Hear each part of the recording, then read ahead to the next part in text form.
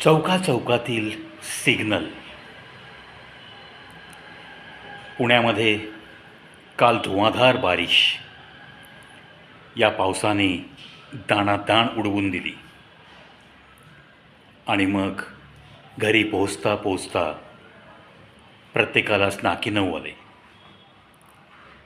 अर्थात या पावसाळ्याची चाहूल लागली की प्रत्येकजण तयारीत असतो, पण यावेळेस थोडासा जास्तच हॅवॉक झालेला आहे. या सिग्नलच्या चौकाचौकापासून आजच्या या व्हिडिओची मी सुरुवात करतो आहे. कारणही तसंच आहे. तुम्ही आम्ही जेव्हा जेव्हा मोठ्या शहरांमध्ये, आजकाल तर प्रत्येक मोठ्या शहरात हे दृश्य दिसू लागलेलं आहे. कारण ही जी लोक आहेत सिग्नलच्या चौकामध्ये, ज्या बाजूला रेड सिग्नल लागलेला आहे, म्हणजेच जिथं वाहनं थांबून बरीच गर्दी झालेली आहे, त्या ठिकाणी तुम्हाला एकतर भीक मागण्यासाठी हात पसरणारी मुलं दिसतील, किंवा मग पेन विकणाऱ्या अशा बायका दिसतील, मुली दिसतील, फुलं विकणारी मुलं, माणसं, बायका हे पण दिसतील, आणि फुटपाथवर कुठेतरी कोपऱ्यात, ज्याला आपण झोपडीसुद्धा म्हणू शकत नाही, असं एक आसऱ्याचं ठिकाण बनवून संसार थाटलेले ही रस्त्यावरची कुटुंब. आणि ह्या रस्त्यावरच्या कुटुंबातील या मुलांसाठी संवेदनशील मनं जी या सिग्नलला हे दृश्य बघतात, ते मनातल्या मनात स्वतःला कोसत असतात की अरे, यांच्यासाठी आपण काही करू शकत नाही.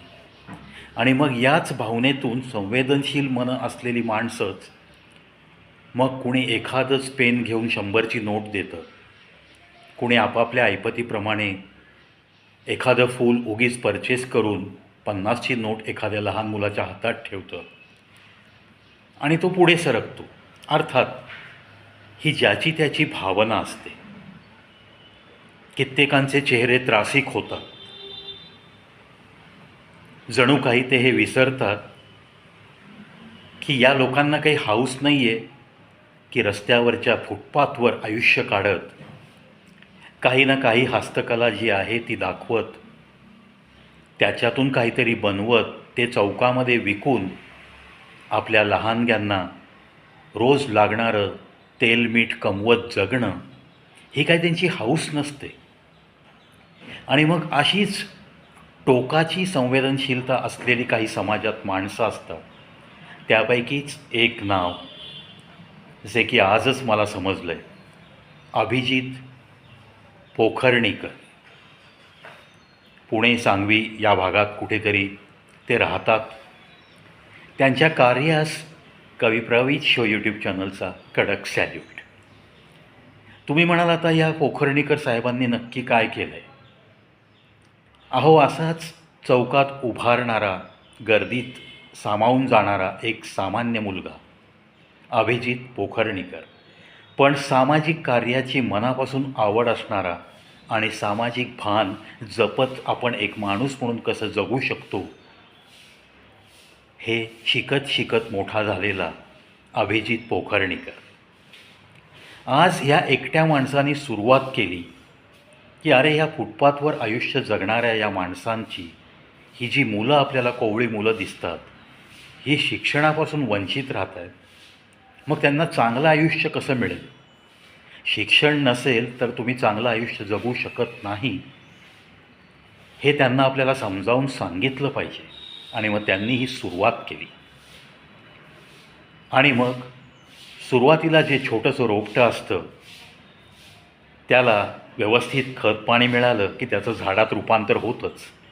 अगदी त्याच पद्धतीने पोखर्णीकर साहेबांचं हे काम इतर काही लोकांना नाही आवडलं तर नवल, आणि मग 1-2 करत 120 समविचारी मित्रांचा गोतावळा तयार झाला. आणि त्यांनी विडा उचलला की अशा या रस्त्यावरती जगणाऱ्या लहान मुलांना शाळा, शिक्षण हे आपल्याला कसं देता येईल?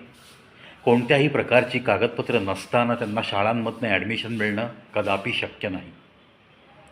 त्यासाठी मग काही प्रयत्न करता येतील का?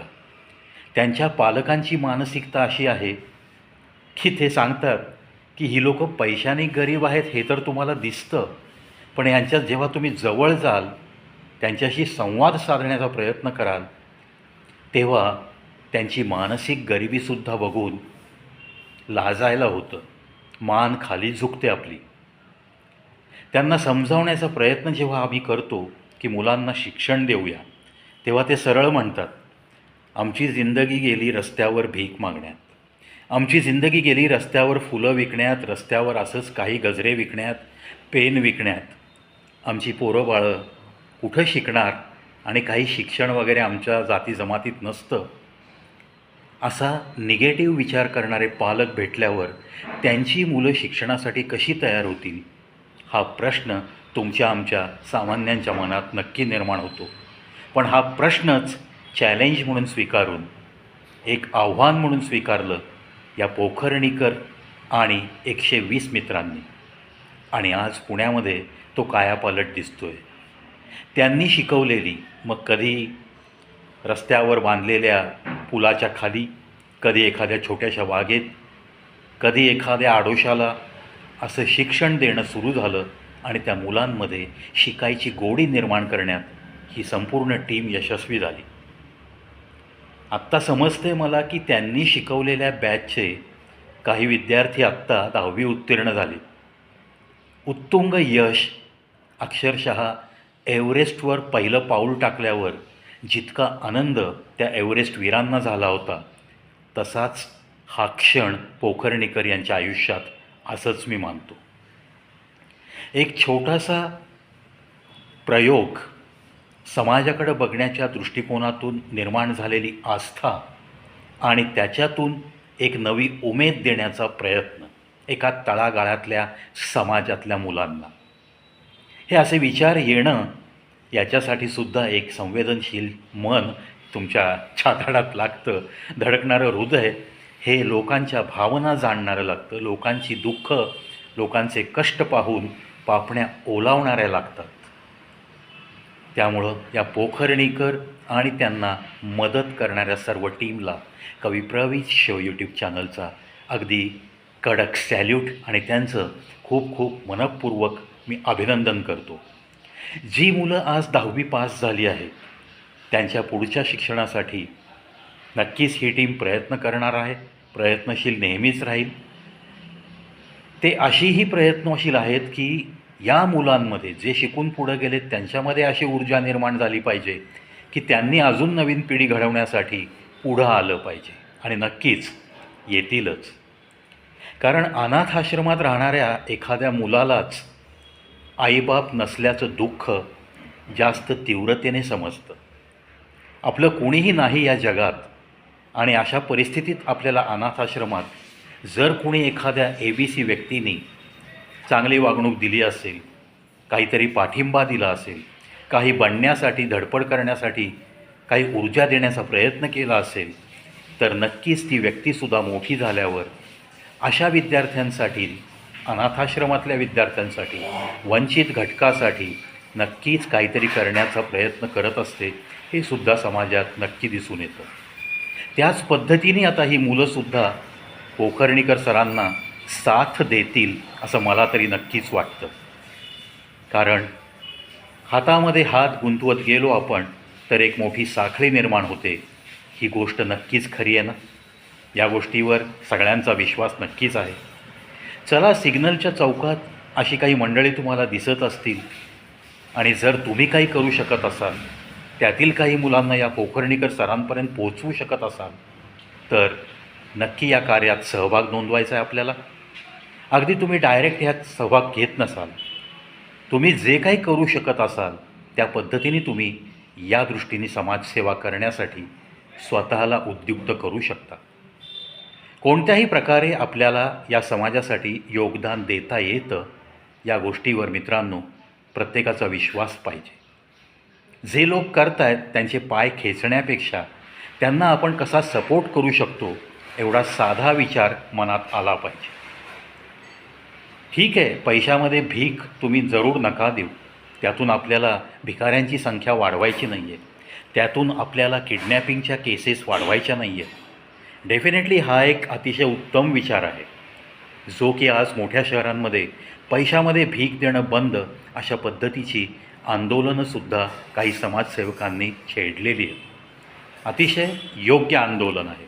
अशा आंदोलनांना नक्कीच भरीव पाठिंबा या कवी प्रवीश शो या यूट्यूब चॅनलचा माझा. मित्रांनो, आज पोखर्णीकर आणि सगळ्या टीमला कडक सॅल्यूट करण्यासाठी हा स्पेशल व्हिडिओ मी बनवला आहे. त्यामुळं या रस्त्यावरच्या मुलांचं, या पोखर्णीकर सरांसारखे लोक जोपर्यंत या समाजात जिवंत आहेत, कार्यरत आहेत, तोपर्यंत त्यांचं उज्ज्वल भविष्य आहे असं म्हणायला हरकत नाही.